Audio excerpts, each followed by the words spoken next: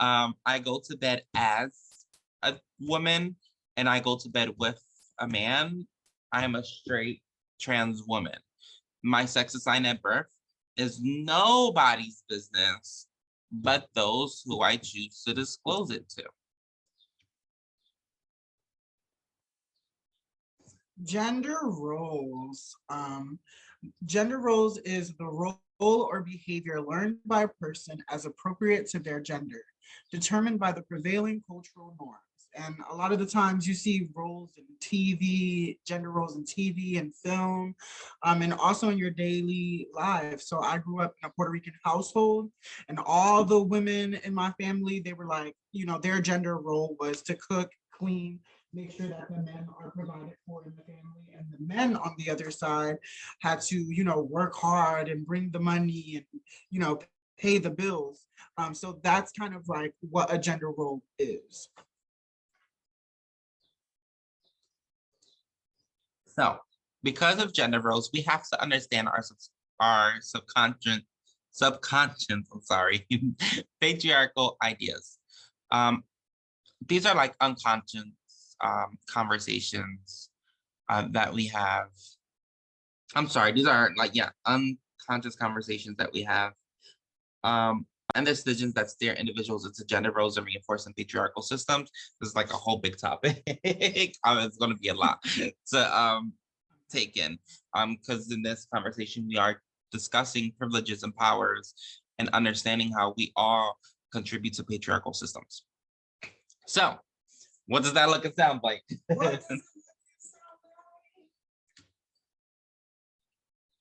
So it sounds like using he, him pronouns as default setting. So if I walk into a room and go, hey guys, that's not being conscious of people around me. It's not being conscious of the woman in the room, right? That's not being conscious of non-binary people in the room. That's not being conscious of everybody who are in the room. If you are walking into a room with a bunch of people who identify as a man, then you can walk into a room and say, hey guys, because you're respecting all of their all of their genders and all of their pronouns. If you're not doing that, alternatives are, hey y'all, hey everyone, hi folks, or just what's good, right? What's goody is mine. This also sounds like reinforcing the narrative that women are fragile. So there's a big misconception that women are fragile, right? And women can't do man things and women aren't strong, right? That's what it also sounds like. It sounds like shaming individuals for not aligning with society standards. So this is both right, both for men and women. When we look at men and say men can't cry, men can't be feminine, right? That's toxic masculinity. And it also looks like telling women like, that's a man's job. You can't be a construction worker. You're a woman and you work in the waste industry.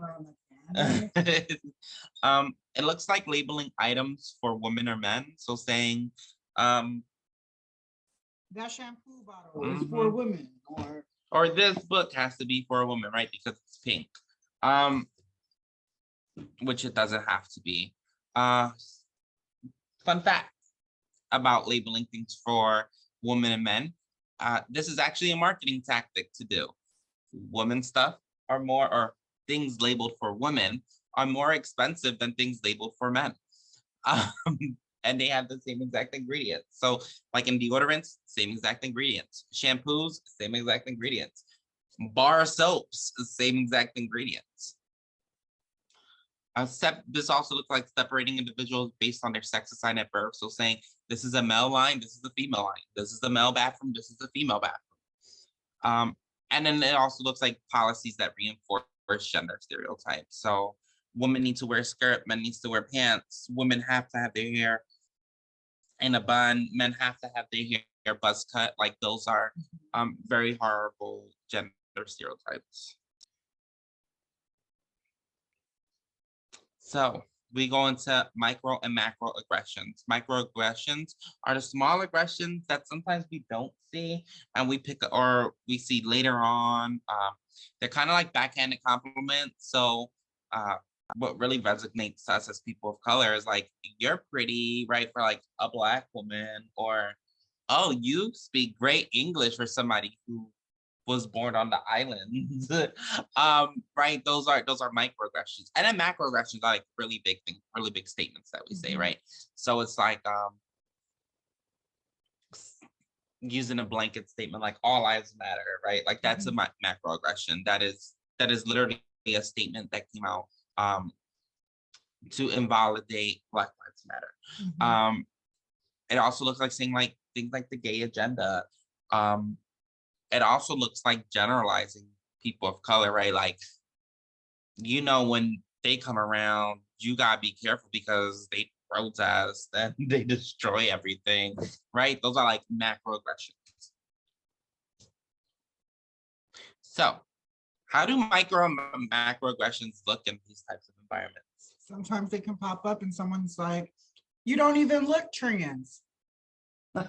Like if trans have a way to look. We're both trans. Okay, and you look vastly different. Or you're strong for a trans man. What is that supposed to mean? Like, what you mean? I'm just strong. No, but really, what are you? That is horrible to say to somebody. Horrible. Do not do it. We literally just went over gender. If I say I am a woman, no, but really, I'm a woman. So. If I say I don't got a gender, I don't got a gender. Like, you're gonna have to figure it out. You're gonna have to ask me my pronouns a couple times until you get it, but you gotta work with us. And macroaggression, you explained this very well, but using statements like the trans agenda or the gay agenda, referring to trans women as biological male and trans men as biological female. That is very hurtful to someone who is transitioning and trans, to just refer to them as biological male or biological female. It's very hurtful. It's also very condescending. And a lot of us know that we're AMAB or AFAB, right? Like that's something that we know. Is it something that needs to be shared all the time? No, because it's nobody's business, right? It also looks like misgendering after pronouns were discussed. So if I told Karim, my pronouns are she and Aya, and Karim go around and be like, let me tell you how he did something, right? Or they did something. Yes. How that even hurts to hear, girl. Okay. That is a macroaggression. It is not a microaggression because we had the conversation that my pronouns are she and Aya. We've known each other for years. So if I pull something like that, it's like, what are you doing? What is going on? Another T word there. I don't like saying this word because nobody has permission to say this word unless you're talking about a car part. In the mechanic industry, it is a short. It's the word you use for transmission. Granny with a T, yes. Don't say it. So let's go through some do's and avoids since we talked about micro and macro aggressions. So do ask pronouns. What are your pronouns? My pronouns are they, them. Thank you for asking. Yeah, they're she and AI. But I thought your pronouns are probably he and him. No, girl, my pronouns are they, them. Oh, so we avoid assuming people's pronouns. Drops mine. Okay, so do ask preferred name. So what is your name? I like to go by Remy right now. Really? Mm-hmm. So your name is Remy and your pronouns are they, them. Mm-hmm. But what's your real, like your real name? What you mean my real name? Like your real name. I'm not telling you that. Remy is my real name. And this is why we don't insist on using legal names. Because Remy got hurt. Remy got hurt and got offended. And it creates a situation where we're both now uncomfortable. The individual does not need to share their legal name with you. You have no standing to ask that question. If you're not afforded that privilege unless that person feels like they can confide in you. And let me tell you something. The only people you give your government and your legal name to is the people cutting them checks and signing a damn W-9, okay? Other than that, not even your boss need to know your legal name, okay? That part. So you heard him. Oh, I'm sorry. I'm sorry. I didn't mean to say him. Your pronouns. I It's remember okay. we had a conversation. Your pronouns are they them. I apologize.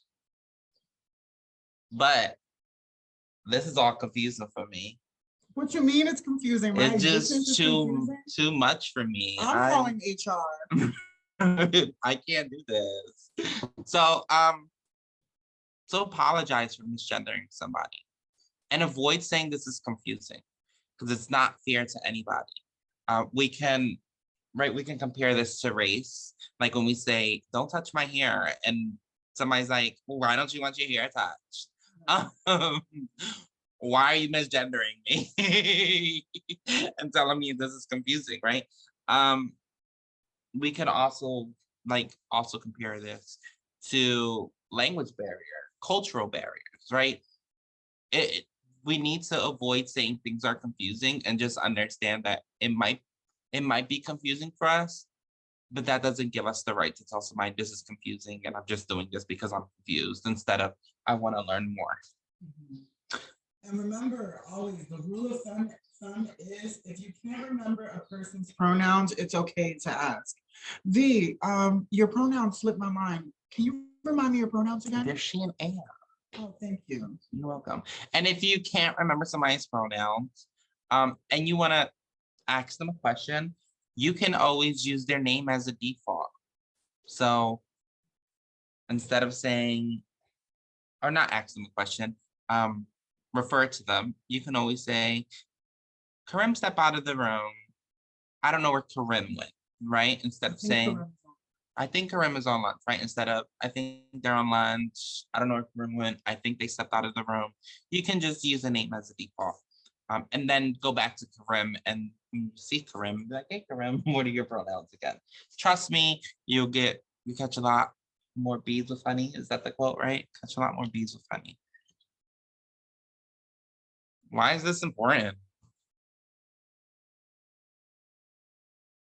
This is all important because we're trying to create a safe and affirming environment. We want to boost trust in the people you serve. When you appropriately address people and respect their pronouns, that implements respect, dual respect. It promotes de-escalation, and it also fosters growth and learning. So I do want to kind of emphasize that this promotes de-escalation, and individuals be like, how does this promote de-escalation?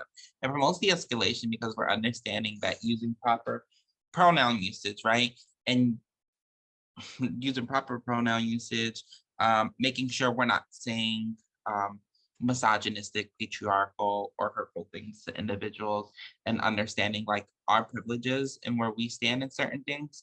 So once we understand all of that, we can come into a situation with a lot more empathy.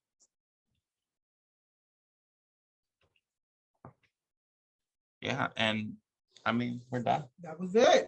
Y'all survived. I don't know how long we've been doing this. It's probably like 30, 40 minutes. We want to thank you all for, joining, participating, listening to us for a couple minutes. And I hope that whoever's watching this gained and learned new information. And again, take us to that last page, V. Here is our emails, our titles, and our pronouns, and the contact information for Delay. So if folks have any questions that y'all feel like didn't get answered throughout the training, feel free to email myself, Valentina. You can also email info@delay.org. And if y'all want to partner or have us do this training for you at your agency or wherever you may be, definitely make sure to contact us. It's been amazing, and have a good day. And I do want to mention that if you do contact us for our trainings are a lot more longer and more in depth. This is just a shorter version um, that is compact. So thank you. Thank you. Bye. Bye.